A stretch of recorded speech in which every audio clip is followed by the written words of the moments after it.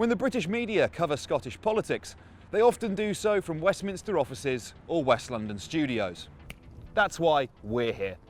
Two leaders at each other's throats. One has accused the other of lying to Parliament and has set up his own new political party. The other is trying to lead hers to another majority and, hopefully, independence. Scotch Beef.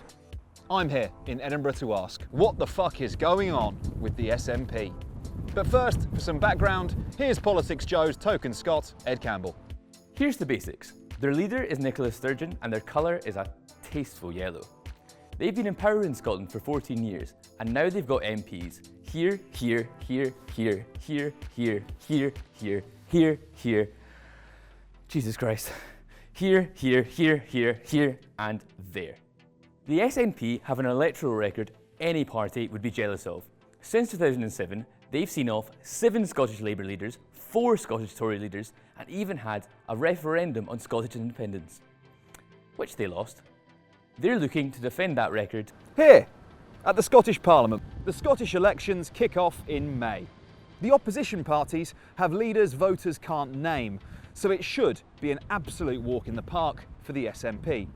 Just like Gazza's goal in '96. Sorry, I meant like Chris Iwelumo against Norway. Sorry. You'd think it would be easy for them to provide a lovely united front to the Scottish electorate. You would be wrong. Nicola Sturgeon is very popular with voters, but she's having a bit of a time of it recently.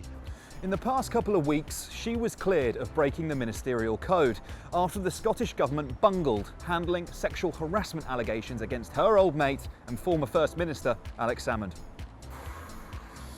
Before we get into the wider political consequences of the inquiry, it's important to remember the two women at the heart of it, who originally made the complaints against Salmond. They themselves have expressed concerns about the circus that's followed and how it might deter other women from coming forward. Now, Salmond is convinced that Sturgeon is at the head of a Scotland-wide conspiracy against him and has formed the new pro-independence party, Alapa, which is copying George Galloway's tactics in the coming elections and only fielding candidates for the top-up seats available in the Scottish electoral system, not in the constituencies. These two used to be thick as thieves. Salmond and Sturgeon, that is, not Galloway. Like fish in a farm. Sturgeon was Salmond's deputy First Minister before he went on to present TV for the Kremlin. Now he says Scotland isn't fit to be independent. That's like Theresa May spending the entirety of her premiership trying to achieve Brexit and then establishing a Return and Remain party. Let's call it Albion. And if you're looking for some objective evidence to support this assertion, the polling that ranks Alex Salmond's popularity with Scots below Boris Johnson might be a good place to start. Other than the already discussed, this may have something to do with the fact that his lawyers mounted a, yeah, he's a horrible bloke, but not quite a rapist defence in court. It's not right, it's not working. It isn't. This is unsafe. Inappropriate, absolute stupid. He might be innocent in the eyes of the law, but does that mean he's worthy of high office? Anyway, Salmond v Sturgeon is just the tip of the iceberg.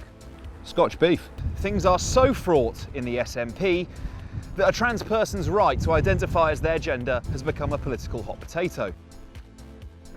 There are those, like MP Joanna Cherry, who have gone a bit J.K. Rowling and call themselves gender critical. Transphobic. It became so bad that young trans independence activists quit the party, and Nicola Sturgeon had to restate that transphobia, like all forms of prejudice, is not acceptable. It led to dynamite Twitter spats, with MPs slagging off their fellow SNP colleagues. What have you got there? Scotch Beef. 250,000 children in Scotland live in poverty, and their educational attainment is falling too, compared to their neighbours, like England. And Scotland has an eye-watering amount of drug-related deaths. 295 per million of population.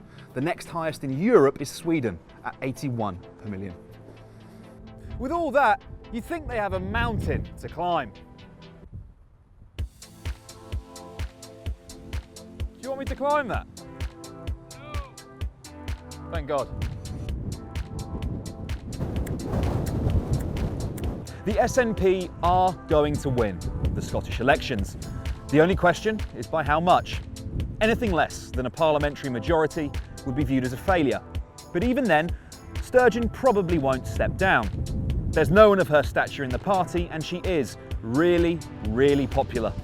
She and her party will continue banging the drum for independence. And if they get their referendum, let's be honest, convincing people to leave the country led by Boris Johnson, probably the easiest thing in the world. Scotch Beef.